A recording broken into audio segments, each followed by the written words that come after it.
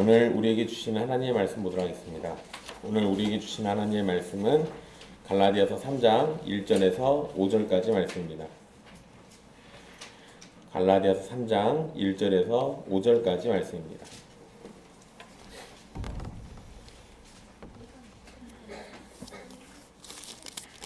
귀하신 하나님의 말씀 받들어서 읽도록 하겠습니다. 어리석도다 갈라디아 사람들아, 예수 그리스도께서 십자가에 못 박히신 것이 너희 눈앞에 밝히 보이거늘 누가 너희를 꾀더냐? 내가 너희에게서 다만 이것을 알려 하노니 너희가 성령을 받은 것이 율법의 행위로냐 혹은 듣고 믿음으로냐? 너희가 이같이 어리석으냐? 성령으로 시작하였다가 이제는 육체로 마치겠느냐? 너희가 이같이 많은 괴로움을 헛되이 받았느냐? 과연 헛되냐? 너희에게 성령을 주시고 너희 가운데서 능력을 행하시는 이의 일이 율법의 행위에서냐 혹은 듣고 믿음에서냐? 아멘. 이 말씀은 살아계신 하나님의 말씀입니다.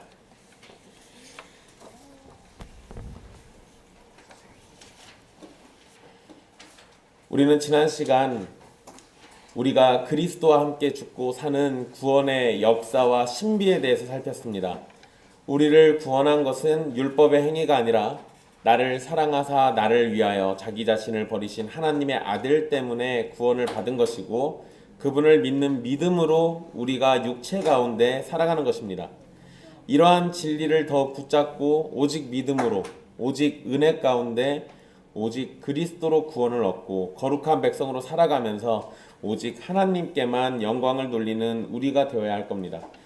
바울은 안디옥에서 이 베드로와 있었던 사건에 대해서 2장에서 이제 다 마무리를 합니다. 그러고 난 다음에 이제 대상을 갈라디아 지역의 교인들로 바꾸게 됩니다. 물론 2장에서의 내용도 결국 갈라디아 교인들 들으라고 한 말이죠. 그렇지만 이제는 확실히 갈라디아 교인들을 지목하면서 그들에게 전할 복음의 진리에 대해서 강력하게 설명을 시작합니다. 앞에서 갈라디아 교인들을 형제들이라고 불렀었습니다. 바울이 분명히 그들을 형제라고 불렀었는데, 그런데 3장 1절에서는 그냥 갈라디아 사람들이라고 부릅니다. 이게 지금 감정적으로 매우 화가 났다라는 것을 표현하고 있는 겁니다. 그리고 그들을 향해서 어리석다라는 표현을 사용하고 있습니다. 우리 성경에서는 1절 마지막에 있는 말이긴 한데요, 원문의 순서대로 읽어보면 이 갈라디아 사람들 뒤에는 누가 너희를 꾀더냐라는 말이 있습니다. 그러니까 원문의 순서대로 읽으면 어리석은 갈라디아 사람들아 누가 너희를 꾀더냐, 이렇게가 됩니다. 그러니까 이들을 어리석다라고 얘기한 거는 누군가 이 사람들을 꼬신 거죠. 유혹한 겁니다. 그리고 거기에 넘어갔기 때문에 어리석다라는 표현을 지금 쓰고 있는 거예요. 여기서 이 꾀더냐로 번역된 표현은 마술사가 주문을 걸어서 사람을 홀린다라는 의미가 있습니다. 그러니까 예수님께서 십자가에 못 박히신 것이 갈라디아 사람들 눈앞에 밝히 보였음에도 그들이 정신이 나간 것처럼 깨닫지 못하는 상황에 바울은 몹시 화가 나 있으면서 누가 주문이라도 걸었냐고, 그래서 너희들을 속였냐고 질문하고 있는 겁니다.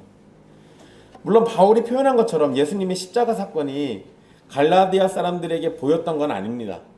그런데 이것은 눈에 보이는 것처럼 그것이 사실임을 전달했다는 의미입니다. 그리고 예수님께서 십자가에 못 박히신 것이 밝히 보인다라는 말은 예수 그리스도의 십자가 사건이 어떤 의미인지를 분명하게 배웠다라는 것을 의미하는 겁니다. 예수 그리스도께서 십자가를 지신 이유는 우리가 하나님 앞에 죄인이기 때문이죠. 율법으로 본다면 율법을 온전히 순종하지 못했기 때문에 우리는 죄인이 되었습니다. 그런 우리를 대신해서 죄값을 치르시고 우리에게 불순종으로 인한 저주와 심판이 내리지 않도록 해주셨습니다. 이러한 진리가 분명히 밝히 전달됐는데, 그런데 그걸 마치 모르는 사람처럼 하니까 이상하게 여기는 거죠.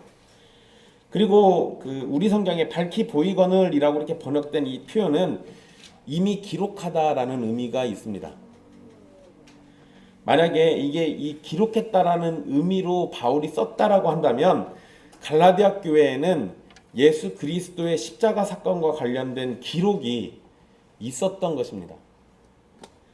즉 복음이 기록된 것이 있었고 그것을 갈라디아 교회가 이미 봤다라는 의미가 되는 건데요.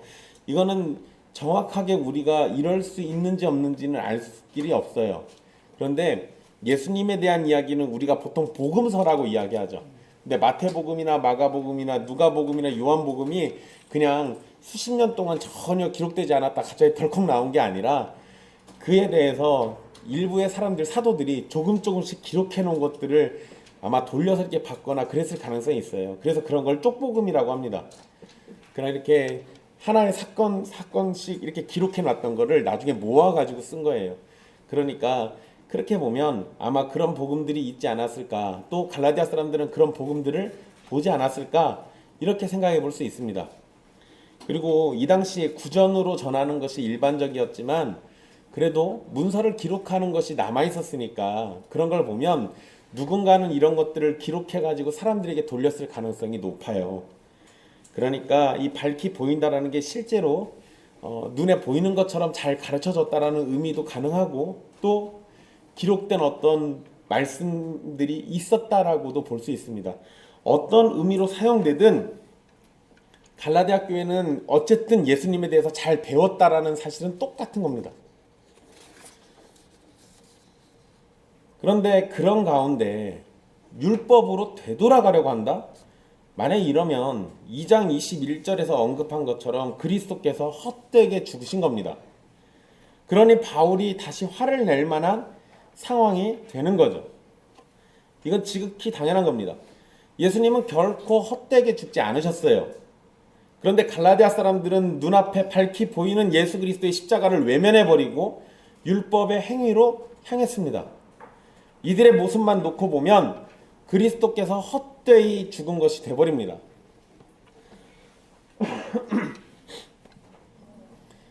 여러분, 우리 교회 안에서 점치는 사람들이 있으면 됩니까? 안 됩니까? 안 되죠. 점치는 사람이 있으면 안 돼요. 심지어 구약 성경에는 점치는 사람을 어떻게 하라고 합니까? 돌로 쳐 죽이라고 돼 있어요.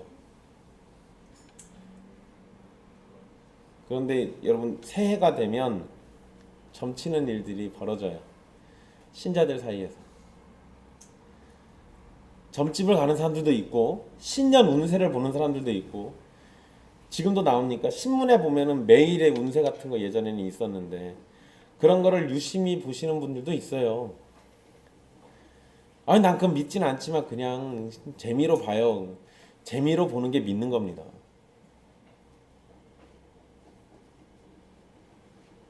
그거 그냥 스쳐 지나갈 수도 있는데요. 그거 하나하나가 다 범죄예요. 그런데 그런 것들이 다 헛되다라는 거를 교회에서 신나게 들어놓고 집에 가가지고 또는 일터에서 아니면은 내 일반적인 삶 속에서 다시 또 그런 삶을 사는 건 이건 말이 안 되는 거예요. 그런 일들이 벌어지면 안 되겠죠. 만약에 여러분 나는 예수님을 믿습니다라고 고백하면서 점집을 쫓아다니거나 무당들이 하는 얘기에 귀를 기울이거나 그렇게 되면 예수님이 그 사람에게는 헛되이 죽은 게 됩니다. 그런데 그럴 수가 없잖아요. 만약에 예수님이 헛되이 죽은 사람들은 아예 없다라고 말할 수 없지만 그런 사람들은 우리가 나중에 뭐라고 얘기하냐면 지옥의 자식들이라고 얘기하는 겁니다. 택함받은 백성들을 위해서만 효과 있게 죽으신 거지 택함받지 못한 지옥의 자식들은 예수님의 죽음이 그냥 헛될 뿐인 거예요. 혹시나 여러분들에게 그런 게 있지는 않은지 돌아보십시오. 여러분, 바울의 입장에서 자신을 구원하신 예수 그리스도께서 구원을 위해서 목숨을 바쳐 십자가에서 죽으셨는데 갈라디아 교인들은 그런 복음을 헛된 것으로 여겨버리고 율법의 행위로 돌아가려고 합니다. 이거 바울의 입장에서 놓고 보면 정말 화가 날 일이에요. 왜? 바울은 자신의 전부를 버리고 택한 믿음의 길입니다. 원래 이전에 바울은 율법에 있어서는 가장 열심히 있는 사람이었어요. 바울에게 전부가 바로 그 율법이었다고요.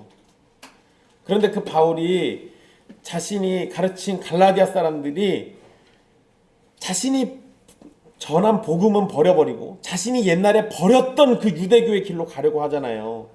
그러니까 화가 안 나겠습니까? 화가 날 수밖에 없는 거예요. 그러니까 어리석다는 말로 갈라디아 사람들을 부르고 있는 겁니다. 2절에서 바울은 갈라디아 사람들에게 이것이 알고 싶다고 말하면서 질문을 시작합니다. 그리고 그 질문은 바울이 2절에서 5절까지 연달아 질문이 나오게 되는데요. 먼저 너희가 성령을 받은 것이 율법의 행위로냐 혹은 듣고 믿음으로냐 라고 질문합니다. 바울이 질문한 것은 몰라서 묻는 게 아니죠. 알면서 물어보는 겁니다. 그러니까 갈라디아 사람들도 이 질문에 대한 답을 분명히 알고 있습니다. 그런데 이미 알고 있는 답이지만 다시금 생각을 해보라고 질문하는 거죠. 그리고 알고 있어도 아는 것과 그렇게 실천하는 게 또 다를 때가 있잖아요. 그러니까 지금 이 질문들 던지고 있는 겁니다. 여기에서 성령을 말하는 건 회심과 중생을 마음속에 두고 하는 말입니다. 결국 쉽게 말하면 구원을 받은 것이 율법의 행위인지 믿음인지를 묻고 있습니다. 로마서 8장 9절에서 바울이 이렇게 말합니다. 만일 너희 속에 하나님의 영이 거하시면 너희가 육신에 있지 아니하고 영에 있나니 누구든지 그리스도의 영이 없으면 그리스도의 사람이 아니라. 즉 성령을 받았다는 건 하나님의 영 또는 그리스도의 영을 받았다는 겁니다. 그리고 로마서 8장 9절 마지막에 이렇게 얘기하잖아요. 그리스도의 영이 없다면 그리스도의 사람이 아니라고 하잖아요. 그러니까 성령이 없으면 그리스도의 사람이 아니에요. 성령이 없으면 구원받은 사람이 아닙니다. 성령이 없으면 여전히 하나님의 진노와 저주가 있는 사람이에요.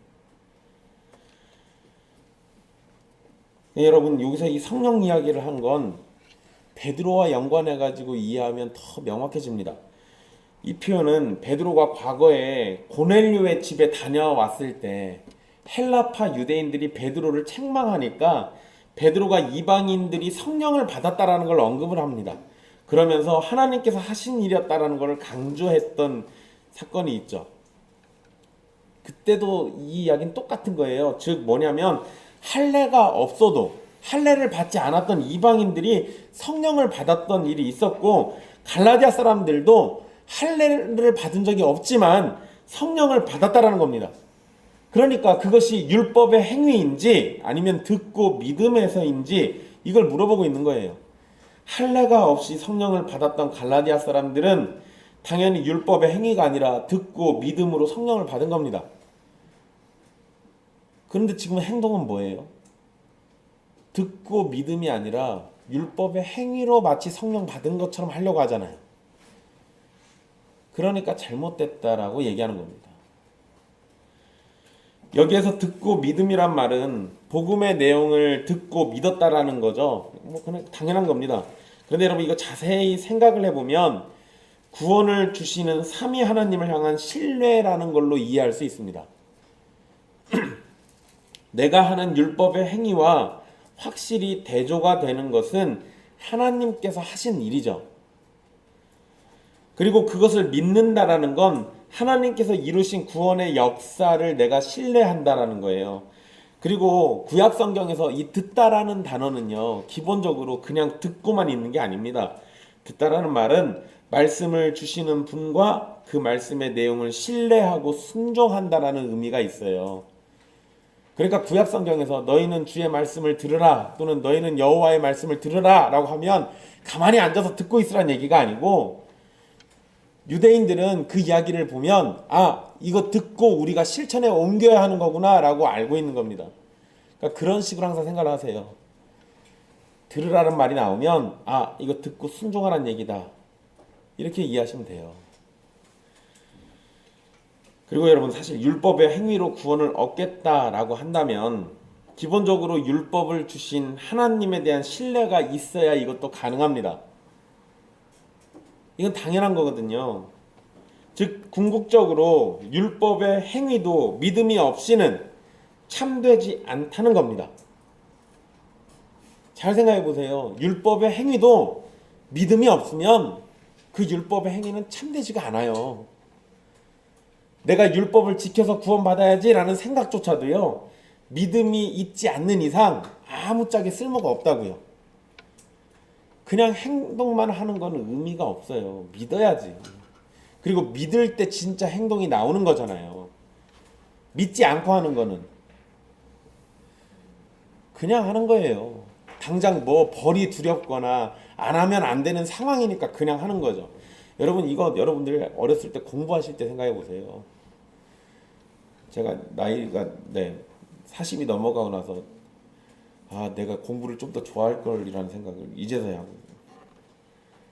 어렸을 때 그랬으면 굳이 아버지의 회초리가 무섭지 않아도 공부했을 겁니다. 근데 그게 아니니까 마지못해서 공부하고 그러다가 뒤늦게서야 후회하는 여러분들도 지금 웃고 계시잖아요. 마스크 때문에 안 보여서 그러는데 다 알고 있어요. 여러분 공부를 해야 한다라는 부모님의 말씀은 그냥 우리에게 들릴 때는 어린아이들은 대부분 억압으로 들리고 폭력으로 들립니다. 그냥 마지못해서 그냥 해요. 마지못해서 너희들이 너무 과하게 반응을 보여. 주성이가 어저께 방학 계획을 저한테 얘기하는데요. 30분 공부하고 1시간을 놀겠대요. 그래서 반대로 해야 하는 거 아니냐고 제가 물어봤어요. 그래서 30분이 어디예요? 그래서 저한테 물어보더라고요. 아빠는 얼마나 했냐고. 대답을 못했습니다. 거짓말은 할 수 없고.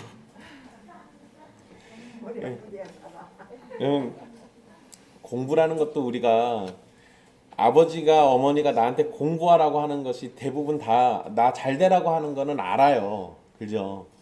그렇게 또 얘기를 해주니까 들으니까 그런가 보다라고는 알아요. 그런데 그 말을 신뢰하느냐 신뢰하지 않느냐는 얘기가 다릅니다. 내가 공부를 해야만 앞으로 내 인생에 도움이 되겠구나라는 그 말을 신뢰하고 하는 사람과 그 말을 듣긴 들었어도 신뢰하지 않고 그냥 하는 사람은 다르죠. 공부에 대한 태도가 달라요. 율법도 똑같은 겁니다. 하나님께서 이것을 지키면 산다라는 말씀을 주셨을 때 하나님의 말씀이니까 이것이 무조건 옳아. 그러니까 나는 하나님 말씀을 따라서 신뢰하고 이걸 해야지라고 하는 것과 그러면 이거 안 하면 죽는다는 얘기네. 혹시 죽을지도 모르니까 일단 해보자라고 하는 거는 얘기가 달라요. 그러니까 여러분 율법의 행위에도 그 율법의 행위가 참되려면 결국 뭐가 필요하다는 겁니까? 믿음이 필요해요. 그러니까 믿음 없이는 애초에 아무것도 되는 게 없는 겁니다. 이 부분을 우리가 놓치니까 그냥 구분 지어가지고 율법의 행위 따로 믿음 따로 자꾸 이렇게 얘기하는 거예요. 근데 그게 아닙니다. 구약에서 율법의 행위처럼 보이는 모든 말씀들도 다 기본적으로 전제는 믿음이 있어야 하는 거예요.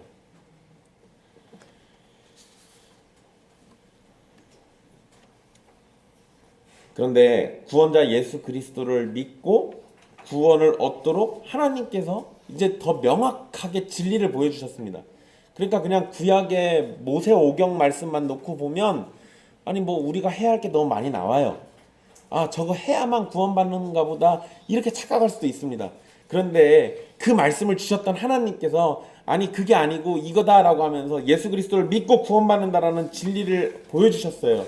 그런 은혜를 줬습니다. 그러면 이제 율법의 행위로 구원을 얻으려는 사람들은 하나님을 신뢰하는 마음으로 하나님이 주신 예수 그리스도의 십자가를 믿고 구원을 거저 받으면 이제 되는 거예요. 그런데 이걸 거절하죠. 그 얘기는 애초에 하나님의 말씀에 대한 신뢰가 없었다, 믿음이 없었다라고 이해하면 됩니다. 그럼 뭐만 있었던 거예요? 그런 걸 우린 보통 신념이라고 합니다. 그냥 내가 갖고 있는 신념이에요. 내가 결정해서 내가 그렇다라고 확고하게 가지고 있는 생각, 그거에 따라서 움직이는 거예요. 그런데 그것이 하나님의 말씀에 부합하면 다행인데 그게 아니니까 문제인 거죠. 하나님께서 구원자이신 예수 그리스도를 통해서 주신 구원을 신뢰하지 못하고 여전히 율법의 행위로 구원을 얻고자 한다면 그런 사람은 하나님을 신뢰하지 않는 겁니다.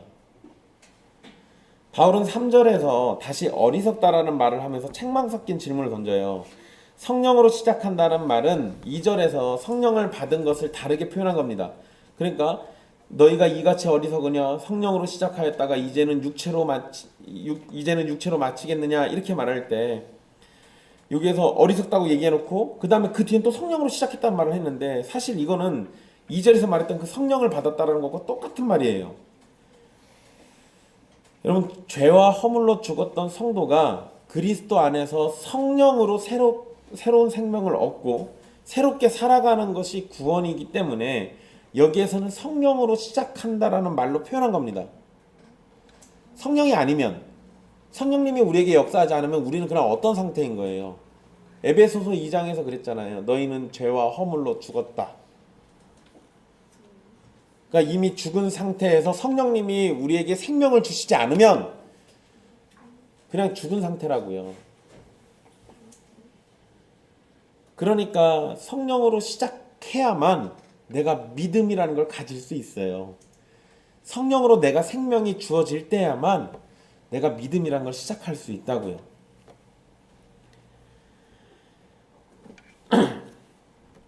육체로 마친다라는 표현을 바울이 쓰고 있는데요. 여기에서 육체는 이 주된 논쟁인 할례를 포함하는 율법을 의미합니다. 그리고 성령으로 새롭게 된 영의 사람이 아닌 허물과 죄로 죽은 옛사람을 의미하는 거기도 해요. 그래서 이 육체가 어떤 의미인가에 대해서는 그때그때 문맥에 따라서 약간씩 다릅니다. 근데 여기에서는 율법도 가능하고 또 옛사람도 가능해요. 옛사람은 율법 앞에서 정죄받아서 죄인이 되었고 율법의 형벌을 요구받는 위치가 됩니다. 그렇기 때문에 옛사람은 율법으로 심판이 있을 것이 분명한 상태예요. 그러니까 내가 성령으로 해서 새 사람이 됐다가 다시 옛사람으로 돌아가는 이 이상하잖아요. 말이 안 되는 얘기를 지금 한 겁니다. 그런데 갈라디아 사람들이 바로 이 말이 안 되는 행동을 했다라는 거예요. 그러니까 3절에 어리석다라는 표현을 다시 또 쓰고 있는 겁니다. 성령으로 시작한 사람은 하나님의 은혜로 시작한 건데 은혜가 없었던 옛사람의 자리로 다시 되돌아가는 것은 망하는 길로 가는 겁니다. 한 가지 더 생각하면 하나님의 백성이 되는 것은 성령으로 되는 것입니다. 그리고 하나님의 백성으로 사는 것도 성령으로 되는 겁니다. 그런데 성령으로 하나님의 백성이 된 사람이 하나님의 백성으로 사는 방법에는 율법의 행위를 선택해서 한다? 이러면 이상해지잖아요. 하나님이 주신 성령으로 사는 걸 버리고 옛사람의 방식으로 되돌아간 겁니다. 이러면 잘못된 거예요. 이러면 안 되는 겁니다.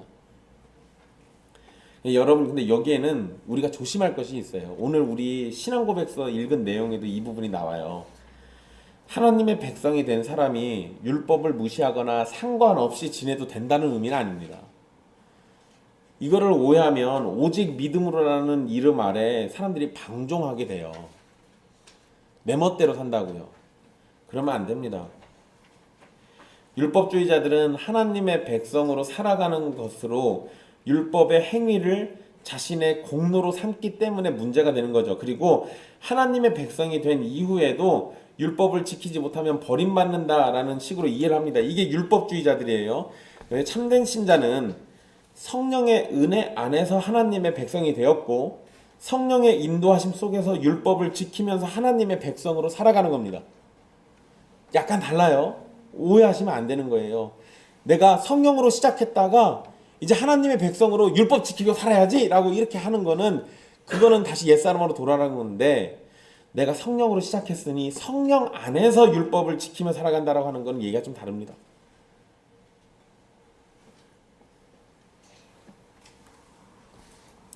하나님의 백성으로 살아갈 때 우리가 율법을 잘 지켰기 때문에 하나님의 백성으로 인정받으면서 살아가는 것이 아닙니다.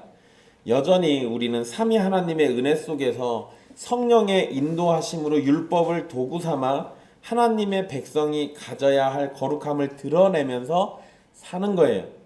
이것은 성도에게 공로가 될 수 없고 지키지 못했다고 해서 구원이 박탈되는 것도 아닙니다. 그러니까 구원을 뺏기는 것도 아니에요. 이러한 진리를 무시한 갈라디아에 온 거짓 선생들은 성령의 은혜로 하나님의 백성이 되었다면 이제는 할례를 받아서 하나님의 백성으로 살아가는 증거를 나타내라고 요구했던 겁니다. 그리고 그 할례를 안 받으면 뭐를 안 받았다고 얘기해요? 구원 안 받았다고 얘기해버려요. 여러분, 이렇게 되면 예수 그리스도를 통해서 구원받았는데 예수 그리스도께서 주신 구원을 할례 때문에 빼앗기는 거예요. 그러면 예수님이 큽니까? 할례가 큽니까? 할례가 커요. 이러면 이상해지는 상황이 벌어진다고요. 그럴 수가 없다니까요. 율법을 주신 하나님께서 나를 믿으면 구원받는다라고 했는데 걷다 대고 율법을 지켜서 그 구원을 지키겠다라고 얘기해버리면 그 율법을 주신 하나님보다 율법이 더 크다라고 얘기한 거예요. 그러니까 이게 앞뒤 관계가 안 맞잖아요. 바울은 할례를 안 받아도 이미 갈라디아 교인들은 하나님의 백성이라고 지금 말하고 있는 겁니다. 할례하고 상관없다라는 거예요. 바울은 갈라디아 교인들이 많은 괴로움을 받았는데 그것이 헛된 일이었는지를 또 질문합니다. 이게 4절의 말씀이죠. 4절에서 고난이 어떤 고난인지 이거는 사실 정확하게 나오지 않습니다. 너희가 이같이 많은 괴로움을 헛되이 받았느냐 이렇게 말하는 거 보니까 어떤 괴로움을 받았던 거예요. 그리고 그것이 헛된 일이었는지 질문을 했습니다. 그런데 여러분 갈라디아서 4장 이 4절에 오늘 본문 말씀에서는 어떤 고난인지 알 수 없긴 한데요. 갈라디아서 4장 29절 말씀을 보면 육체를 따라 난 자가 성령을 따라 난 자를 박해한 것 같이 이제도 그러하도다라는 말씀이 있습니다. 이걸 보면 갈라디아 교인들이 받았던 괴로움은 불신자가 신자를 박해한 것과 같은 일이라는 걸 알 수 있습니다. 그러니까 지금 이 사람들이 받았던 고난은 믿음 때문에 생긴 고난이었어요. 그리고 여러분 사도행전 말씀과 연결해서 생각해 보면요. 사도행전 14장 22절에 바울과 바나바는 제자들에게 하나님의 나라에 들어가려면 많은 환난을 겪어야 할 것이라고 말하면서 믿음에 머물러 있으라고 권면하는 말씀이 나옵니다. 그런데 여러분 이런 권면을 할 때 바로 직전에 뭔 일이 있었냐면 유대인들로 인해서 바울이 돌에 맞아 죽었다가 살아난 사건이 난 직후예요. 그러니까 바울이 자신이 지금 죽다 살아난 그 사건을 자신과 함께 있는 형제들에게 이야기하면서 이런 고난 우리 많이 받아야 한다. 많은 환난이 올 것이다 라고 얘기를 했다라는 거예요. 그러니까 이런 걸 생각해 보면 갈라디아 지역의 성도들은 바울이 고난당하는 걸 받고 그러한 고난이 지금은 갈라디아 성도들에게까지 확대돼서 그들도 이런 고난을 경험하고 있다라는 걸 우리가 알 수 있는 거예요. 그런 고난을 견디면서 믿음에 머물기를 힘썼는데 이제 와서 율법의 행위로 돌아가려고 한다면 지금까지 받은 괴로움은 헛된 것이 돼버리는 겁니다. 바울은 이제 5절에서 마지막 질문을 던져요. 바울이 표현한 것을 보면 분명 갈라디아 성도들에게 성령의 강력한 역사가 있었던 것이 분명합니다. 5절에 이렇게 얘기하잖아요. 너에게 성령을 주시고 너희 가운데 능력을 행하시는 이의 일이 율법의 행위에서냐 혹은 듣고 믿음에서냐. 능력이 일어났대요. 하나님께서 은혜를 베푸셔서 성령을 주셨고 갈라디아 교회 가운데 어떤 능력이 나타났다는 걸 분명하게 본 겁니다. 그런 일들이 율법의 행위에서인지 듣고 믿음에서인지를 바울이 다시 물어봐요. 여러분 2절에서 5절의 내용은 사실상 같은 내용이 반복되고 있는 겁니다. 같은 의미예요 다. 그런데 바울은 같은 내용이지만 여러 가지 질문으로 무엇이 옳은지를 생각하도록 하고 있습니다. 2절에서는 어떻게 시작했는지를 물어봤죠. 그리고 3절에서는 무엇으로 완성되는지를 물어봤습니다. 4절에서는 박해와 고난에 대해서 물어봤죠. 5절에서는 기적과 능력에 대해서 물어봤습니다. 그러면서 이 모든 것이 듣고 믿음에서인지 아니면 율법의 행위에서인지 이걸 지금 물어보고 있어요. 그냥 여러분 이 네 가지의 질문이 답이 무엇이었습니까? 율법이 아닌 믿음이었다는 거예요. 다 믿음으로 되는 거라는 겁니다. 갈라디아 사람들은 예수 그리스도의 사역을 분명하게 들었습니다. 그리스도께서 십자가에 못 박히신 것이 눈앞에 밝히 보인다고 말할 정도로 분명하게 알았습니다. 성도들에게는 예수 그리스도를 통한 구원의 길이 너무도 분명히 있었고 성령을 받은 은혜가 있었습니다. 처음 자신을 부른 하나님을 따라 복음으로 시작된 하나님의 백성은 계속해서 은혜 안에서 거하기를 소망해야 하는데 갈라디아 성도들은 은혜로 시작된 것을 율법으로 되돌리려고 했습니다. 우리도 은혜로 시작된 성도의 삶을 율법으로 되돌리려는 어리석음을 나타낼 때가 있을 수 있잖아요. 그러니까 예수 그리스도를 의지해서 얻은 구원을 자신의 행위로 얻은 것처럼 바꿔버리는 미련함이 우리에게는 없는가 진솔하게 살펴봐야 합니다. 이게 얼마든지 가능하거든요. 여러분, 제가 제일 무서워하는 거, 나중에 30년쯤 지나가지고요, 옛길교회 내가 세웠다고 할까봐 제일 무서워요. 여러분, 그때 가서 제가 땡깡 부리면서 옛길교회 내가 세웠다고 그러면 여러분 저 어떡하실래요? 왜 어떻게 매몰차게 또 쫓아낸다는 얘기부터 나오네. 맛있는 거 사줘가면서 좀 잘 달래야지. 여러분, 제가 지금은 믿음을 얘기하고 있는데 나중에 가서 이거 내가 수고해서 세웠다는 그런 소리 막 만들까봐. 예전에 조용기 목사 처음에 시작할 땐요, 맨 입에서 나오는 게 성령의 은혜였어요. 근데 조용기 목사 나중에는 성역 50주년 이런 거 해가지고 하나님이 조용기 목사와 함께 50년 동안 거룩한 역사를 만들어냈다고 그거 막 그 체육관 빌려가지고 잔치하고 했잖아요. 그때 성도들이 우상처럼 그 목사 높였단 말이에요. 그거에 대해서 거부 반응 없잖아요. 잘하다가 그렇게 되는 사람들 많다니까요. 뭐 조용기 목사 잘했다는 거 아닌데 그런 사람들이 되게 많다고요. 근데 여러분들도 저만 문제가 아니라 여러분들도 충분히 그럴 수 있어요. 분명히 믿음으로 시작했다가 어느 순간에 여러분들이 어느 위치가 되고 또는 여러분들이 했던 어떤 일들이 쌓여가지고 사람들의 칭송을 듣기 시작하면 어느 순간 그 모든 걸 다 내 공로로 뒤바꿔버리는 순간이 벌어져요. 그래서 마치 나 아니었으면 그게 안 될 것처럼 얘기하는 사람들이 있다고요. 그러면 성령으로 시작했다가 율법의 행위로 망하는 지름길이잖아요. 그렇게 되는 겁니다. 오직 믿음이라는 사실을 우리는 너무도 명확하게 그리고 자주 들었지만 우리는 실제로 오직 믿음에 나의 행위를 더하거나 다른 거 다 치워버리고 나의 행위로만 가득 채우려는 어리석은 짓을 할지도 모릅니다. 여러분, 이거 심각하게 생각하셔야 돼요. 역사상 가장 위대한 설교자라고 하면 사도 바울이 손가락 안에 빠지지가 않아요. 그런데 그런 사도 바울에게 배운 갈라디아 교회 성도들이 율법의 행위로 빠지잖아요. 아무리 뛰어나고 아무리 좋은 말씀을 들어도 성도들이 어긋난 길을 갈 때가 있다고요. 이런 거 생각해 보면 이거는 무식하고 믿음 없으니까 이렇게 된 거예요. 저는 믿음 있으니까 괜찮아요. 이렇게 생각할 수가 없습니다. 그렇게 얼렁뚱땅 넘어가서도 안 돼요. 이거 되게 무서운 일입니다. 여러분, 제가 예전에 한번 얘기해 드린 적이 있는데요. 제가 10년이 좀 더 된 일인데 군산에 있는 어느 교회에 이단 세미나 해주러 갔었어요. 그래서 이단 세미나 하기 전에 저 부르신 그 부서 부장님이 식사 대접하고 싶다 그래서 같이 밥을 먹는데 그분이 이단에 대해서 자꾸 물어보시길래 제가 답을 해드렸어요. 그랬더니 그분이 저한테 뭐라고 하냐면 자기에게는 은사가 있는데 이단들을 만나면 냄새가 난대요. 그래서 냄새만 맡아도 이단인지 아닌지 금방 안다고 그러더라고요. 그리고 딱 한 달 뒤에 그분 신천지 빠졌다라는 소식을 전해 들었어요. 그분 아들이 지금 10수년 동안 아직도 엄마를 빼오려고 애를 써요. 자만하는 순간 걸려 넘어지는 게 우리의 상태입니다.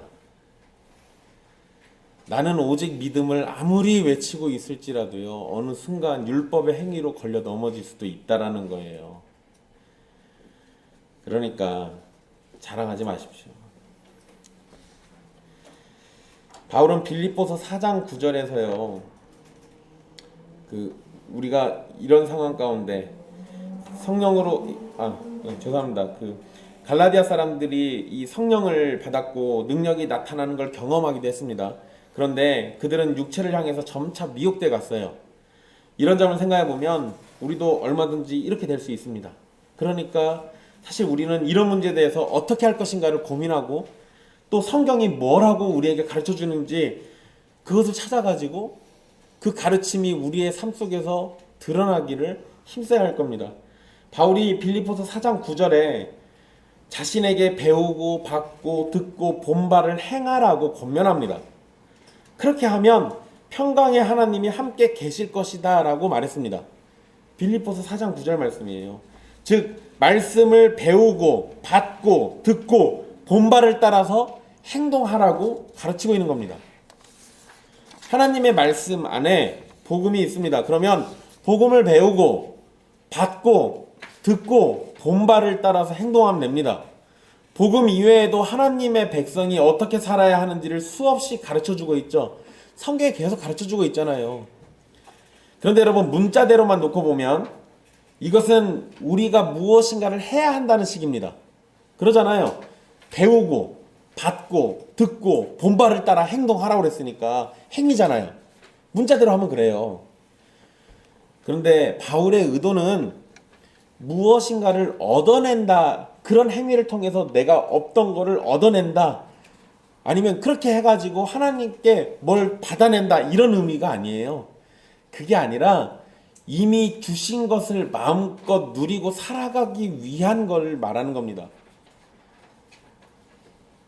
내가 복음을 배우고 받고 듣고 본바를 따라가지고 행동하라는 얘기는 없는 걸 내가 새로 받아내가지고 얻어내가지고 그래서 내 공로를 쌓는다라는 의미가 아니라 이미 주신 것들을 누리면서 사는 법을 배우라는 거예요. 그리고 여러분 복음이 무엇입니까? 아주 쉽게 말하면 우리는 죄를 지었으나 하나님이 우리를 구원하신다라는 의미입니다. 우리는 악을 저지르지만 하나님은 선을 행하시고 아무것도 하지 못하는 우리를 대신해서 예수님이 모든 것을 이루시고 그것을 우리의 것으로 여겨주신다는 겁니다. 이게 복음이죠. 성도는 이미 받은 복음으로 구원을 얻고 끝내는 것이 아닙니다. 받은 복음을 계속해서 확인하고 묵상하고 자신의 삶 속에서 그 가치가 드러나도록 하는 겁니다. 그래서 바울이 얘기한 게 그런 거예요. 배우고 받고 듣고 본바 그걸 따라 행동하라고. 그러니까 내가 복음을 받았으면 그 복음이 나로 하여금 하나님만을 의지한다는 걸 알려주고 예수 그리스도 안에 구원이 있다는 걸 알려주면 어떻게 하면 됩니까? 알았으니까 하나님만 의지하려고 하면 돼요. 예수 그리스도 안에 구원이 있다는 걸 알았으니까 구원을 다른 데서 찾지 않고 그리스도 안에서만 찾으려고 애쓰면 됩니다. 그거를 지난번 말씀에 20절 중간 넘어서요. 내가 육체 가운데 사는 것은 나를 사랑하사 나를 위하여 자기 자신을 버리신 하나님의 아들을 믿는 믿음 안에 사는 거라고 얘기한 게 바로 이게 그 얘기예요.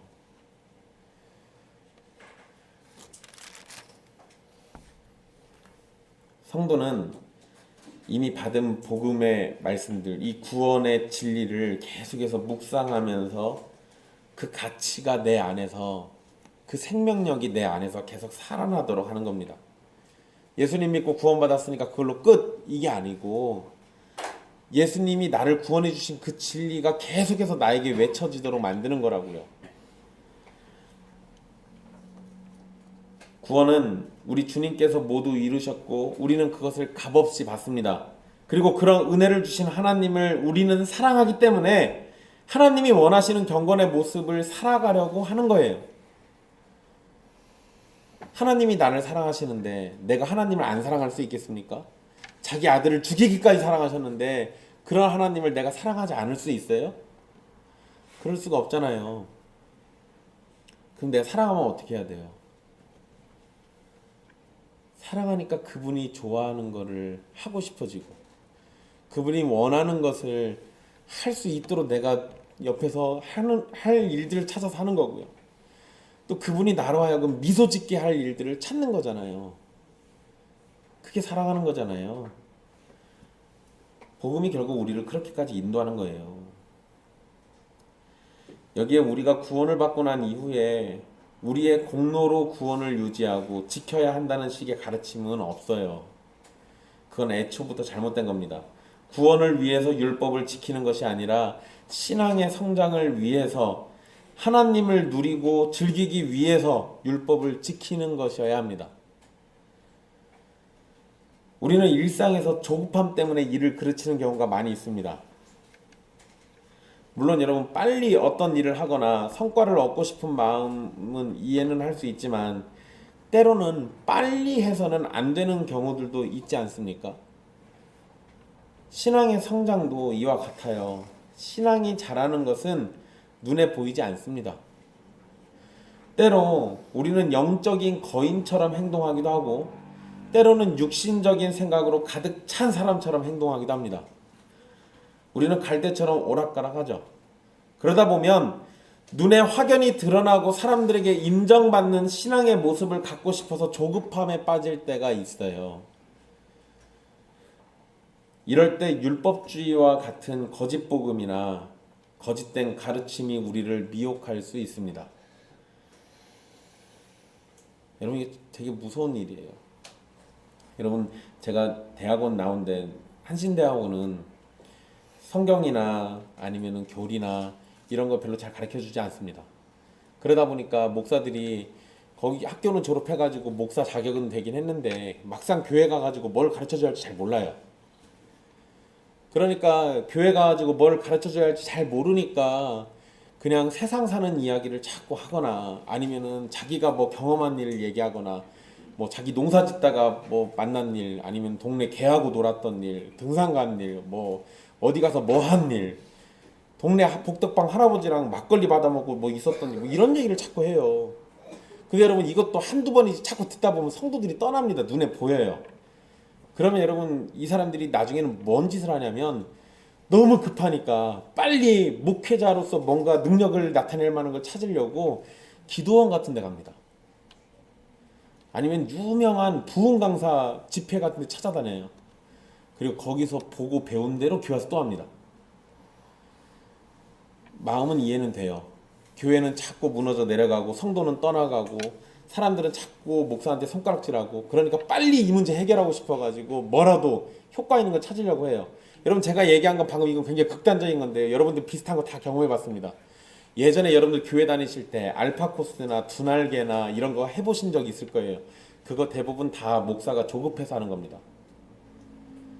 성도들이 성장을 안 하고 교회가 부흥을 안 하고 성도들이 목사 말에 별로 귀를 기울이지 않으니까 어떻게든 빨리 효과 있는 뭔가를 해가지고 사람들을 끌어들이고 싶어서 그런 거 하는 거예요. 그런데 그러면 결국 망합니다. 효과가 안 나타나더라도 목사가 계속 하나님의 말씀이 우리 손안에 있으니 그것을 자꾸 주는 거예요. 원래 그거 하라고 목사 있는 거니까. 만약에 당장 목회할 방법을 찾고 싶으면 급하게 뭔가 조급하게 빨리 이루려는 거 하지 말고 기본으로 돌아가서 말씀부터 보는 거예요. 그거를 예레미야에서는 옛길로 돌아가라고 표현한 겁니다. 종교개혁가들은 아드폰테스라고 해서 근원으로 다시 돌아가라고 얘기했어요. 그거를 칼빈은 말씀으로 돌아가야 한다라고 표현한 겁니다. 그러니까 여러분 목사나 성도나 우리가 신앙의 무언가를 이루고 싶을 때 우리가 할 수 있는 가장 최선의 일은 빨리 성과 내는 게 아니라 늦더라도 눈에 보이지 않더라도 말씀으로 돌아가는 겁니다. 그게 가장 확실하고 가장 효과 있는 길이에요.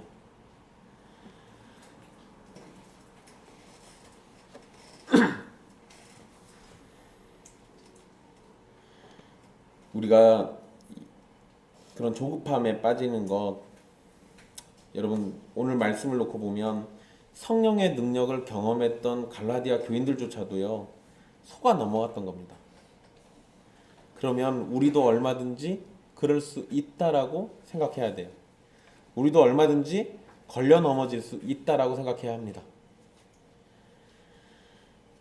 우리의 조급함에 거짓된 가르침이 조금만 더해지면 얼마든지 갈라디아 교인들처럼 어긋난 신앙이 될 겁니다. 그렇기 때문에 신앙과 경건에 있어서 어리석은 모습을 보이지 않아야 하고 성급함이 우리 마음을 사로잡지 않도록 해야 합니다. 이제 수능 끝났으니까 수능 얘기해도 돼. 형규 있는데.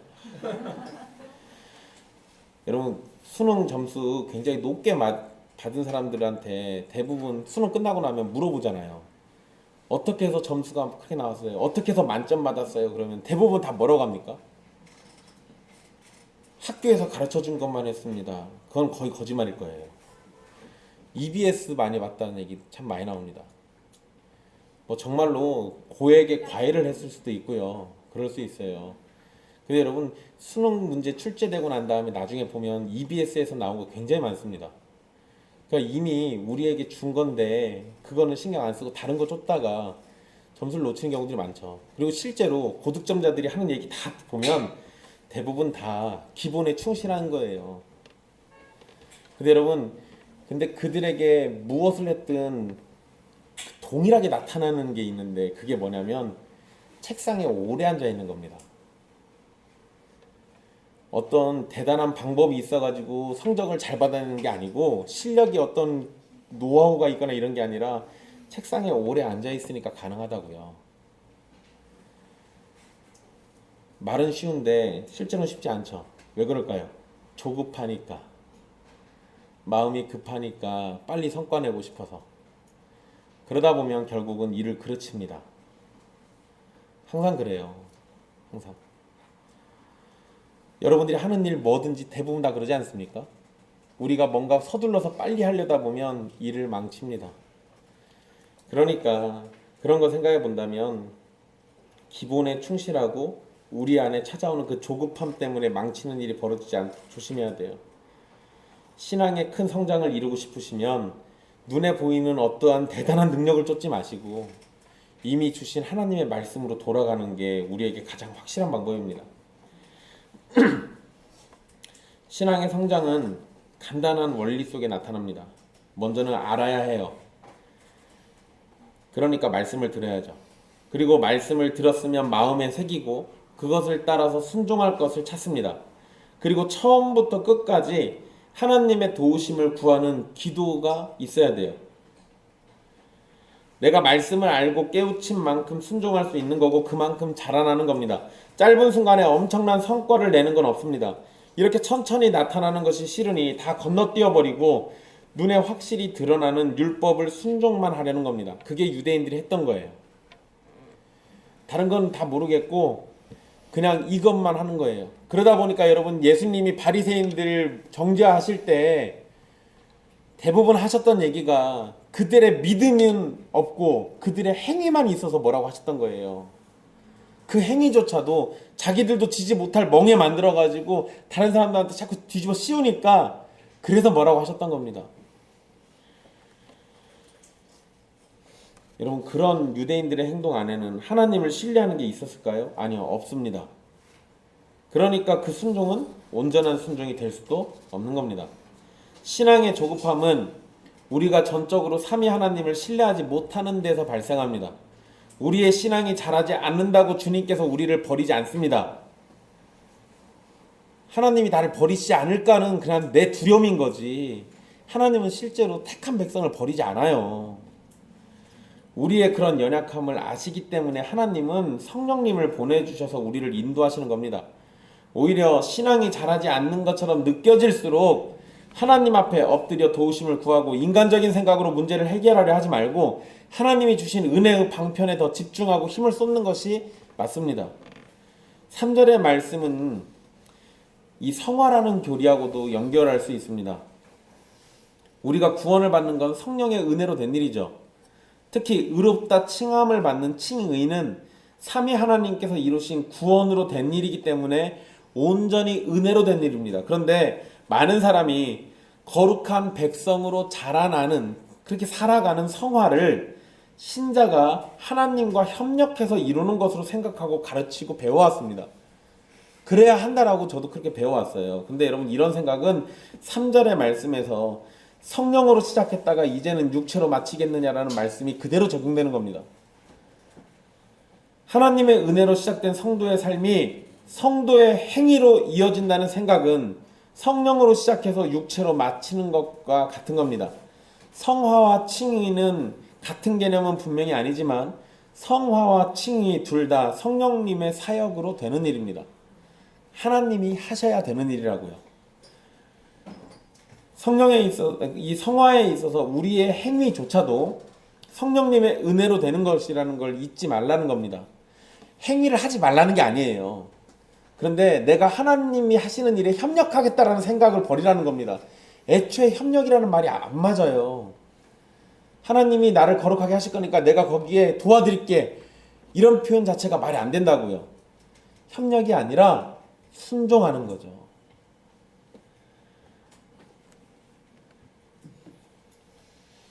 은혜의 방편을 부지런히 사용하는 것도 우리가 결단하고 의지를 다지고 하는 일도 맞는 거지만 우리의 결단과 의지도 성령님의 은혜로 온전해질 수 있는 겁니다. 그러니까 협력이 아니라 하나님의 은혜 안에서 그냥 순종하는 거예요. 그러니까 여러분 3절 말씀을 성령으로 시작했다가 육치로 마치는 게 아니라 성령으로 의롭다 칭함받은 우리는 성령으로 거룩한 삶을 살아가는 걸로 끝나는 거예요. 이렇게 되어야 합니다. 근데 여러분 제가 하는 이야기가 헷갈리실 수 있어요. 근데 헷갈리는데 그 이야기를요 갈라디아서 끝날 때까지 계속 합니다. 바울이 의도적으로 그랬어요. 여러분 제가 설교를요 4장까지 썼거든요. 4장 지금 쓰고 있는데 3장 쓰면서 제가 설교문 쓰다가 이 사도 내가 이 얘기 한 것 같은데 앞에 거 보면 했어요. 근데 또 나와요. 바울이 계속해요. 3장 내 설교 쓰면서요 이상하다 똑같은 얘기 또 썼는데 마음속에 뭔 생각이 드냐면요 우리 교인들이 나를 미워하겠구나. 한 얘기 또 하고 한 얘기 또 하고 한 얘기 또 하고 술 먹은 것처럼 한 얘기 또 하고 한 얘기 또 하고 계속 그럴 거니까. 근데 바울이 그래요. 제가 이제 이해가 되는 거예요. 이거 너무 어렵다라고 생각하거나 착각하고 오해하기가 쉬우니까 한 얘기 또 하고 한 얘기 또 하고 자꾸 그랬던 거예요. 바울이 그랬으니까 우리도 그냥 따라갑시다. 어쨌든 여러분 우리 이 말씀이 계속해서 반복될 건데 이것만 기억하십시오. 우리의 구원도 성령으로 시작했고 우리가 구원받은 이후에 사는 것도 성령으로 사는 겁니다. 그러한 개념들이 계속해서 우리를 둘러싸고 있다는 걸 기억하시면 됩니다. 우리가 경건의 삶을 사는 것에는 구원을 받은 것처럼 하나님을 신뢰하는 것이 바탕이 되어야 합니다. 이것도 잊어버리지 마십시오. 성도에게 요구되는 거룩한 삶은 기본적으로 하나님을 사랑하고 신뢰하는 것이 필요합니다. 이것은 행위의 영역이 아니라 믿음의 영역입니다. 즉 믿음으로 하나님을 신뢰하고 그 가운데 하나님께서 원하시는 일이 내 삶에서 드러나도록 힘쓰는 겁니다. 하나님을 사랑하기 때문에 경건을 힘쓰는 것은 경건을 목적으로 하지 않고 하나님을 목적으로 합니다. 그러니까 여러분 경건을 쫓지 마시고 하나님을 쫓으라고 지금 말씀드리는 거예요. 우린 보통 그러지 않거든요. 믿는 신자의 모습이 내 안에 안 나타나요. 이걸 자꾸 생각을 해요. 여러분 그런 거 고민하는 거 좋은 겁니다. 그런데 그 일에 나의 거룩하고 경건한 모습이 안 나타나는 걸 생각하지 마시고 내가 하나님을 얼마나 쫓고 있는가를 생각해야 돼요. 거기에 답이 나옵니다. 바울은 빌립보서에서 이렇게 말합니다. 너희 안에서 착한 일을 시작하시니가 그리스도 예수의 날까지 이루실 줄을 우리는 확신하노라. 빌립보서 1장 6절인데요.